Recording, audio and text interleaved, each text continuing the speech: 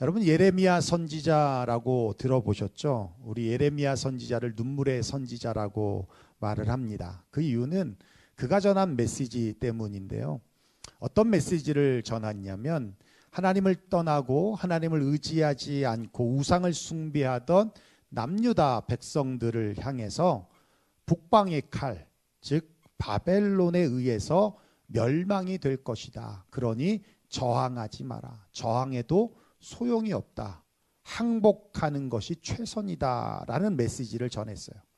민족이 멸망할 것이다. 포로로 잡혀갈 것이다. 라고 하는데 어찌 마음이 안 아프겠습니까? 슬프죠. 가슴 아프죠. 그것을 전하는 자신이 얼마나 힘들겠습니까? 또 아무리 그래도 그렇지 우리가 망할 거다. 저항하지 말아라.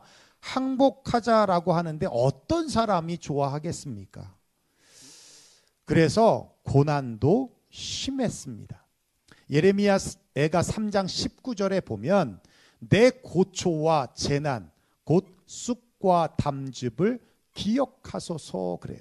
예, 자신의 고난과 이 재난이 쑥과 담즙같이 너무 쓰다는 얘기예요.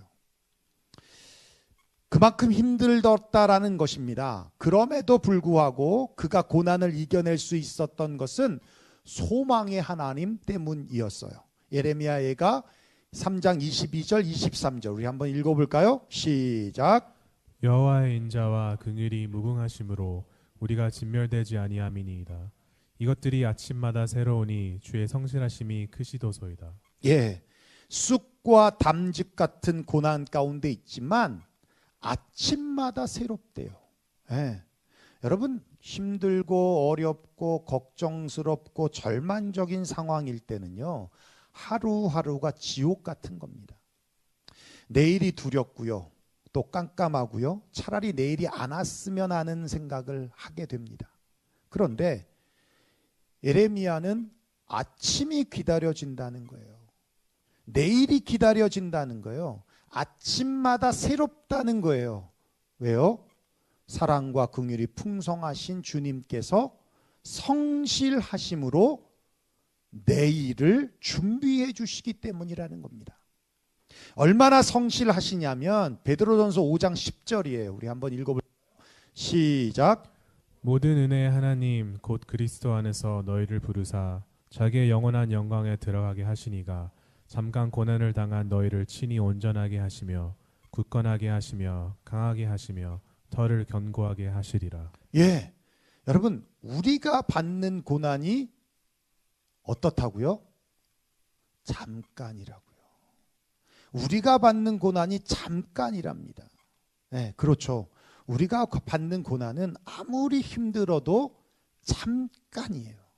자, 우리 한번 생각해 봅시다. 하나님 편에서 생각해 보면 하나님은 영원부터 영원까지 계시는 분이에요. 몇 천 년 전인 노아 때도 계셨고요. 아브라함 때도 계셨고요. 다윗 때도 계셨어요. 그분의 시간의 개념에서 보면 우리가 아무리 오래 살아서 120년을 산다 한들 하나님의 시간에서 보면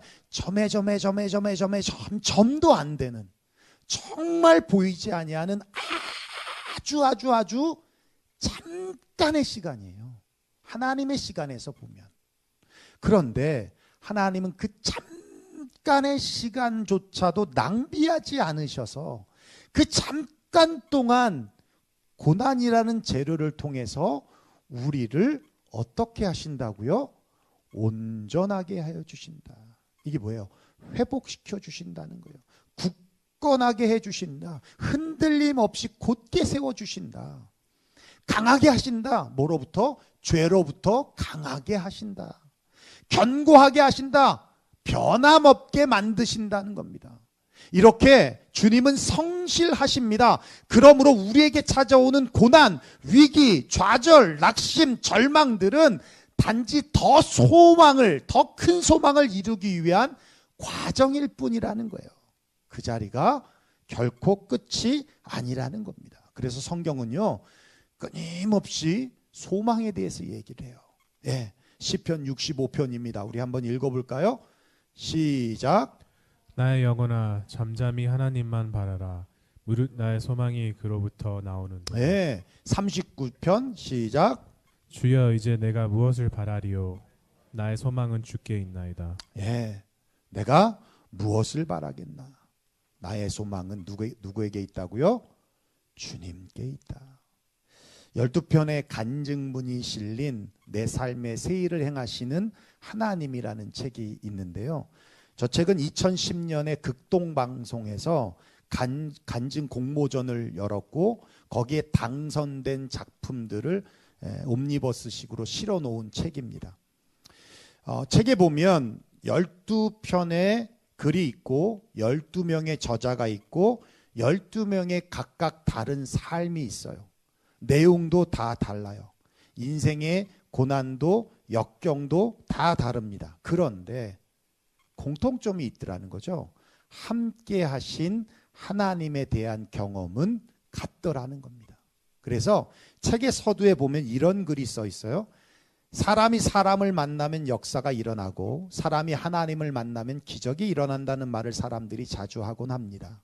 하나님이 인생을 만나는 장소가 바로 고난의 자리입니다. 하나님께서 인생의 새로운 세일을 행하시고 기적을 베푸시는 자리가 바로 무언가에 막혀 있는 것 같고 인간의 힘으로 도저히 할 수 없는 것 같은 일을 만날 때입니다. 그런 의미에서 삶의 결핍과 고통은 축복으로의 초청입니다. 여러분 그렇습니다. 사람이 사람을 만나면 역사가 쓰여지는 거예요. 그런데 사람이 하나님을 만나면 기적이 일어난다는 겁니다. 하나님은 고난의 자리에서 더 깊이 우리를 만나주시고 홍해와 같이 답답하고 막혀있는 것 같은 자리에서 새 일을 행하시는 기적을 베푸시는 분이라는 거예요. 따라합시다. 사람이 사람을 만나면 역사가 일어나고 사람이 하나님을 만나면 기적이 일어난다. 여러분 믿습니까? 예. 오늘 본문은요. 아무리 절망과 고난 속에서 있는 상황이라도 주님을 기대하기에 충분한 소망의 메시지를 담고 있습니다. 첫 번째는 그거예요. 이전 일을 기억하지 말고 옛날 일을 생각하지 말라라고 말씀하고 있습니다. 여러분 하루를 살면서 무슨 생각을 하며 살아가고 계십니까? 여러분 한번 생각해 보세요. 어제 난 무슨 생각을 하고 살았지? 한번 생각해 보세요.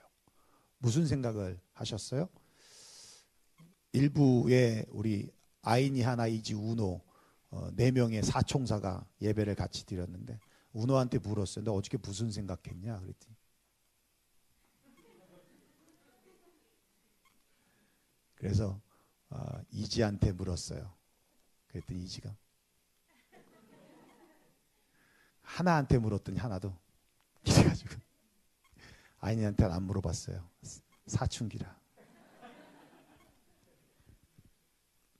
이 사무엘 존스라는 심리학자가 사람들이 무슨 생각을 하며 사는가를 조사해 봤더니 놀랍게도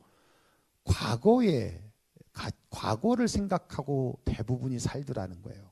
40%가 어두웠던 과거, 실수했던 과거, 창피했던 과거, 이미 지나가 버린 불필요한 생각들에 매여 살고 있고 30%가 일어날 가능성이 전혀 없는 허무한 생각을 하며 살고 12%가 남의 말 때문에 상처받고 답답한 일, 분노하고 흥분했던 일에 사로잡혀 있고 10%가 건강에 대한 지나친 염려 속에 살아가고 있더라는 거예요. 불과 밝고 긍정적인 생각은 8%밖에 안 된다는 겁니다. 여러분 그래서 과거에 매여 살지 말라는 거예요. 왕년에 목사님 저 왕년에 날씬했어요. 저 무시하지 마세요. 그럼 뭐해 지금 뚱땡인데. 그 의미 없어요. 목사님 왕년에 저 잘 나갔어요. 자매들이 쭉쭉 줄 섰어요. 그럼 뭐예요 지금 아저씨인데. 목사님 저 왕년에 비즈니스 잘 돼서 직원 50명 넘고 벤츠 끌고 다녔어요. 그럼 뭐예요 지금 집에서 추리닝 입고 있는데. 아무 의미 없어요.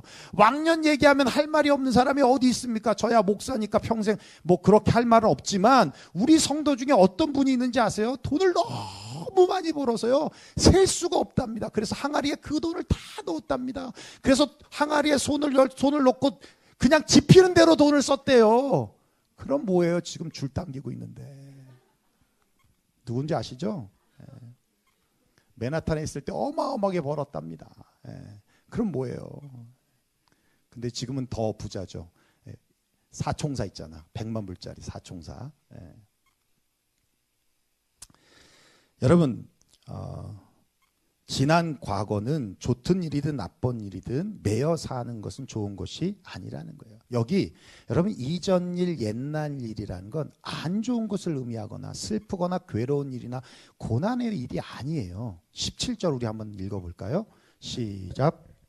병거와 말과 군대의 용사를 이끌어내어 그들이 일시에 엎드려져 일어나지 못하고 소멸하기를 꺼져가는 등불 같게 하였느니라. 예. 여러분 이스라엘이 지금 애굽의 노예에 있을 때 모세를 통해서 많은 이적과 기적을 베푸시고 바로로부터 자유와 해방을 얻게 된 그 가슴 벅찬 그 감동스럽고 감격스러운 일을 말하고 있는데 이걸 기억하지 말라는 거예요. 이게 옛적 일이고 이전 일이에요. 이걸 생각하지 말라는 거예요. 여러분 너무 아이러니하지 않습니까? 지금 바벨론에 포로된 상태예요. 지금 고난과 고통 중에 있는 상태입니다. 여러분 오히려 과거에 이런 좋은 일을 더 많이 기억해야 되는 거 아니에요? 그거를 안주 삼아서 지금의 고난을 이겨내야 되는 거 아니에요? 그런데 왜 주님은 아예 그런 일조차도 기억하지 말라고 말씀하고 있을까요? 이전에 경험되어진 것 이상으로 상상 그 이상으로 주님이 일하시겠다라는 거예요. 홍해를 갈라서 바닷길을 여신 것도 대박인데 그런데 그 이상의 일을 행하시겠다는 거예요. 그러니 그 하나님의 위대하신 일을 기대하라는 겁니다. 모세와 이스라엘 백성들이 홍해 앞에서 잠잠하며 기다렸던 것처럼 주님의 일을 잠잠히 바라보며 기다리고 있으라는 겁니다. 결과적으로 보면 하나님은 포로되어 절망 가운데 있던 이스라엘 백성들에게 어떻게 하셨냐면요. 시편 126편이에요. 우리 한번 읽어볼까요? 시작. 여호와께서 시온의 포로를 돌려보내실 때 우리는 꿈꾸는 것 같았도다. 그때 우리 입에는 웃음이 가득하고 우리 혀에는 찬양이 찼었도다. 그때 뭇나라 가운데에서 말하기를 여호와께서 그들을 위하여 큰 일을 행하셨다 하였도다. 여러분 꿈꾸는 것 같은 일, 도저히 믿겨지지 않는 일, 있을 수가 없는 일, 한 번도 생각해 본 적조차 없던 일, 상상할 수 없는 일. 여러분 지금까지 살면서 이렇게 꿈만 같은 일이 몇 번이나 있으셨습니까? 얼마나 좋았으면 웃음이 가득 차고 그냥 찬양이 가득 찼답니다. 그렇게 주님은 새 일을 행하시겠다라고 말씀하고 계시는 거예요. 그래서 저는 주님이 좋습니다. 주님이 하시는 일은요, 공장에서 찍어내는 바비 인형처럼 똑같지가 않아요. 주님은 각 사람의 처지와 형편과 환경과 시기에 따라서 여러 모양 여러 모습으로 일하십니다. 여기 있는 이 집사님이 지금 축복을 받았다고 내가 시기하고 질투할 게 하나도 없어요. 이분이 받았다면 나도 받을 거니까. 이분이 받았다면 나도 하나님의 아름다운 때에 나를 축복하시고 나를 세우시고 나를 높이실 때가 있을 거니까. 오히려 이분이 축복받은 것을 통해서 하나님이 역사하셨구나. 하나님이 이렇게 내 옆에서 역사하고 계시니 나에게도 이제 곧 역사하시겠구나. 얼마나 좋습니까? 그래서 사도 바울이 너무 좋은 하나님을 이렇게 표현하고 있어요. 로마서 11장인데 우리 한번 읽어볼까요? 시작. 깊도다 하나님의 지혜와 지식이 풍성함이며 그의 판단은 헤아리지 못할 것이며 그의 길은 찾지 못할 것이로다. 누가 주의 마음을 알았으며 누가 그의 모사가 되었느냐. 네. 여러분, 여러분의 상황과 형편이 어떠하는지 몰라도 여러분 주님을 기대하십시오. 주님을 바라보십시오. 과거에 매이지 마시라는 거예요. 과거에 화려했던 기억으로 우쭐할 것도 없고요. 과거에 실패했던 것 때문에 움츠려들 것도 없다는 겁니다. 지금부터 앞으로 새 일을 행하시는 주님으로 말미암아 펼쳐질 우리의 삶을 기대하고 바라보시라는 거예요. 여러분 믿습니까? 이전 일을 기억하지 말며 옛날 일을 생각하지 말라. 오늘 여러분에게 주시는, 저에게 주시는 말씀입니다. 두 번째는요, 이 새 일을 행하시는 주님은 광야의 길을, 사막의 강을 내시겠다라고 말씀하세요. 바벨론의 포로에서 다시 가나안으로 돌아가는 꿈만 같은 일을 만드신 것이 끝이 아니더라는 거예요. 그보다 더 놀라운 새 일에 대해서 구체적으로 말씀하시는데요. 우리 19절 말씀 한번 읽어볼까요? 넘겨주세요. 시작. 장차 들짐승 곧 승냥이와 타조도 나를 존경할 것은 내가 광야의 물을 사막의 강들을 내어 내 백성 내가 택한 자에게 마시게 할 것임이라. 예, 무슨 말씀이냐면 저도 처음에는 그렇게 이해를 했어요. 광야의 길이 나면 더 이상 광야가 아니겠죠. 사막에 물이 나면 더 이상 사막이 아니겠죠. 예, 광야 같고 사막 같은 우리 인생길에 길이 되고 물이 채워진다면 더 이상 광야 같고 사막 같은 인생길이 아니겠구나라고 생각을 했는데, 그리고 그 다음에 말씀 한번 열어주세요. 그 다음 보니까 이렇게 말씀하세요. 장차 들짐승 곧 승냥이와 타조도 나를 존경할 것이다.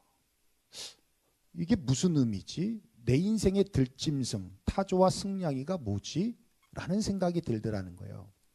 여러분, 아담과 하와의 불순종으로 인한 타락 후에 우주적으로 3대 탄식이 있어요. 그걸 로마서 8장에 말씀하는데, 첫째는 피조물의 탄식이에요.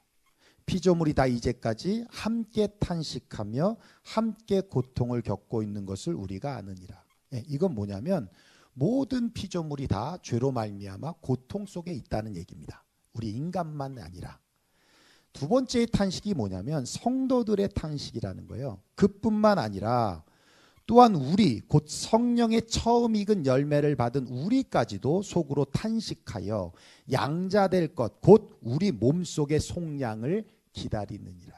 우리도 구원을 기다리고 있다라는 얘기예요. 마지막 세 번째 탄식이 성령님의 탄식이에요. 여러분 글자 보이세요? 한번 읽어볼까요? 시작.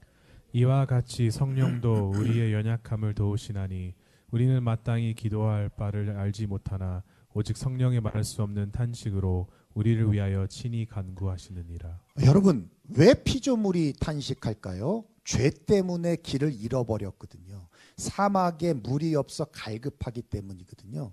왜 성도들이 탄식하고 있을까요? 죄 때문에 갈 바를 알지 못하기 때문이거든요. 하나님과 분리되음으로 영원히 채워지지 않은 갈급함 때문입니다. 왜 성령님이 탄식할까요? 그러한 피조물과 성도들 때문에 안타까워서 탄식하신다는 거예요. 그런데 광야에 길이 생기고 사막에 강이 생기면 피조물과 성도의 탄식이 변해서 기쁨으로 바뀐다는 거예요. 그래서 들짐승 곧 승냥이와 타조도 새 일을 행하신 주님을 존경할 것이고 택한 백성도 주님을 즐거워하며 기뻐한다는 겁니다. 그 바로 광야의 길이 예수 그리스도이고 사막의 물이 바로 성령님을 말씀하는 거예요. 요한복음 14장 6절입니다. 우리가 잘 아는 말씀이에요. 한번 읽어볼까요? 시작. 내가 곧 길이요 진리요 생명이니 나로 말미암지 않고는 아버지께로 갈 자가 없느니라. 내가 길이다. 광야의 내 인생 광야의 길이 우리 예수님이시다. 그분이 아니고는 길이 아닌 곳으로는 갈 수가 없어요. 그분만이 우리를 구원하실 분이시다. 사도행전 4장 12절에 우리 한번 읽어볼까요? 시작. 다른 이로서는 구원을 받을 수 없나니 천하 사람 중에 구원을 받을 만한 다른 이름을 우리에게 주신 일이 없음이라. 그 이름이 누구예요? 예수 그리스도. 우리 요한복음 7장도 한번 읽어볼까요? 시작. 누구든지 목마르거든 내게로 와서 마시라. 나를 믿는 자 성경의 이름과 같이 그 배에서 생수의 강이 흘러나오리라. 이는 그 믿는 자들이 받을 성령을 가리켜 말씀하신 것이라. 그 배에서 생수의 강이 흘러넘친다. 누구를 상징한다고요? 성령님을 상징한다고요. 주님의 이 세일은 바로 예수님과 성령님을 말씀하고 있어요. 다시 말해서 우리의 회복, 우리의 구원은 예수님과 성령님이 아니고는 있을 수 없다는 겁니다. 예수님은 우리의 광야길에 길이 되어 주시고 성령님이 사막의 강이 되어 주시는 거예요. 예수님과 함께 하는 광야라면 더 이상 광야가 아닙니다. 성령님과 함께 하는 사막이라면 더 이상 갈급함이 없습니다. 비록 우리 앞에 광야와 같은 척박한 환경이 놓여 있다 할지라도 예수님께서 길이 되어 주셔서 우리를 인도해 주실 것이고, 비록 우리 앞에 사막과 같은 메마른 환경이 놓였다 할지라도 성령님께서 물이 되어 주셔서 우리의 모든 갈증들을 해결해 주실 것입니다. 2008년에 미국 사회를 뜨겁게 달궜던 재판 하나가 있는데요. 2살 난 딸을 살해한 혐의로 체포된 엄마 케이시 앤son이라고 하는 여인의 재판입니다. 나이가 당시 25살이었는데요. 물론 이 재판은 무죄로 끝이 났어요. 그런데 왜 TV에 생중계될 만큼 미국 사회가 아주 큰 관심을 가졌냐면, 여러분 미국 드라마 크리미널 마인드나 CSI와 같은 그런 미디어에 나올 법한 것이 현실에서 일어났기 때문이에요. 생후 2살 난 딸이 있는데요. 그 딸이 실종이 됩니다. 근데 정작 엄마인 케이 씨는 파티를 즐기고 상식 밖의 행동을 했다는 거예요. 결국은 실종 6개월 만에 싸늘한 주검으로, 시체로 딸이 발견이 돼요. 강력한 살해 용의자였던 엄마 케이 씨를 향해서 사건을 맡은 검사가 재판에서 그렇게 말을 합니다. 그녀는 자신이 원하는 삶과 책임져야 될 삶, 둘 중에서 하나는 희생이 필요했습니다. 그런데 그녀는 원하는 삶을 위하여 딸을 희생시키기로 선택했습니다. 자신의 이 자유분방한 삶을 위해 책임져야 할 삶을 포기했다는 거예요. 여러분 이게 이해가 되십니까? 네? 한국에도 가끔 이런 일이 있죠. 애가 애를 두고 3살, 4살 먹은 애를 두고 엄마가 PC방에 가서 몇 시간씩 일하다가 애가 경기가 나가지고 옆집에서 전화해가지고 응급실에 실려가는 그런 일도 있어요. 여러분 엄마로서 책임 있는 선택을 해야 되잖아요. 그렇죠? 네. 여러분 우리 그리스도인들도 책임 있는 선택을 해야 합니다. 더 이상 원하는 삶만을 선택해서는 안 돼요.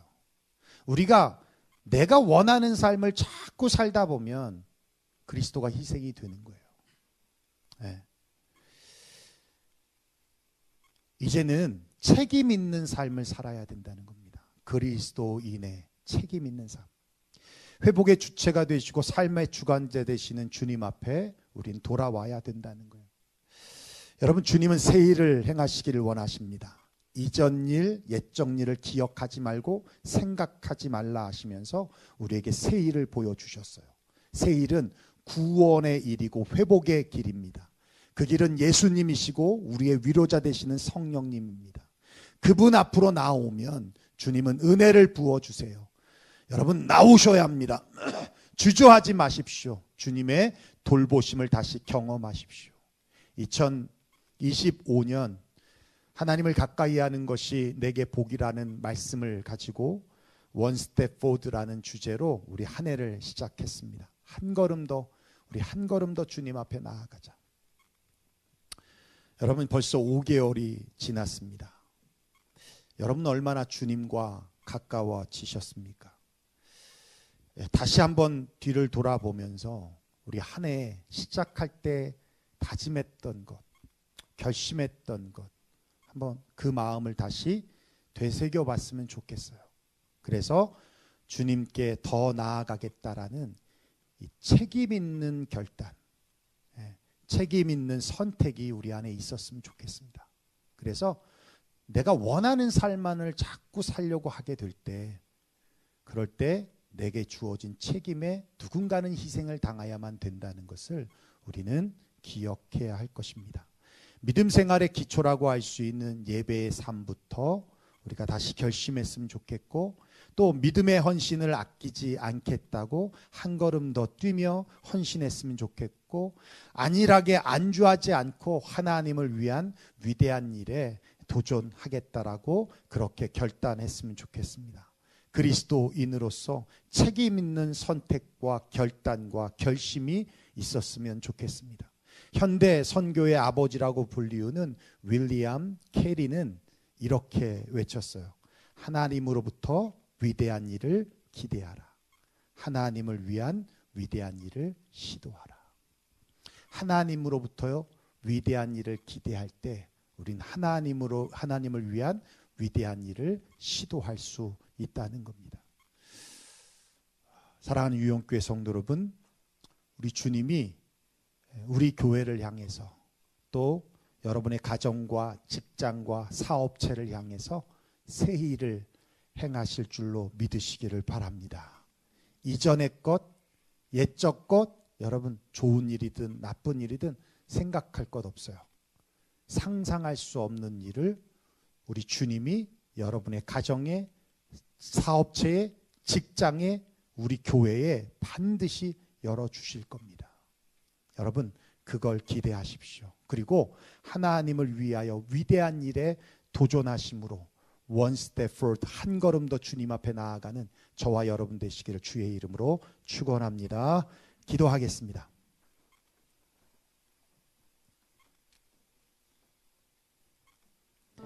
오늘 말씀 들은 대로 우리 함께 기도했으면 좋겠어요.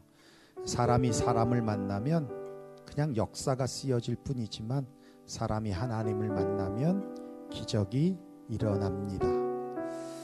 우리 청년부들이 이번 수련을 통해서 하나님을 만나고 돌아왔기를 믿습니다. 이전 일을 기억하지 말고 옛날 일도 생각하지 말라 할 정도로 어마어마한 일을 우리 주님이 계획하고 계시고 반드시 하나님 때에 우리에게 펼쳐 보여주실 것이라고, 새 일을 행하여 주실 것이라고, 우리는 그 주님이 보내주신 우리 예수님과 성령님을 붙잡고만 살면 하나님이 나머지의 모든 삶을 책임지시고 또 정말 이전에 경험하지 못했던 꿈만 같은 일들을 우리 안에 펼쳐 주실 것이라고. 여러분 분명히 믿음으로 고백하고 믿음으로 소화하고 믿음으로 여러분의 것으로 가져가십시오. 그러면 반드시 그 믿음대로 이루어지게 될 것입니다. 그래서 광야 같은 나의 길 속에, 나의 삶 속에 길이 열리고요, 사막 같은 나의 척박한 환경 속에 강을 내셔서 광야가 아닌, 사막이 아닌 하나님의 축복된 인생으로 그 길을 열어가게 될 줄로 압니다. 시냇가에 심겨진 나무가 시절을 쫓아 과실을 맺으며 그 잎사귀가 마르지 아니함 같은 놀라운 그 은혜와 축복이 우리 안에 펼쳐지게 될 줄로 믿습니다. 그리스도인으로서의 책임 있는 선택이 이번 한 주간도 우리에게 있어서 우리 한 걸음 새 일을 행하시는 주님께 한 걸음 더 나아갈 수 있기를 원합니다. 오늘 말씀 들은 대로 우리 함께 기도하며 나아가겠습니다. 기도하겠습니다. 고마우신 우리 아버지 하나님, 감사와 영광을 주님 앞에 올려드립니다.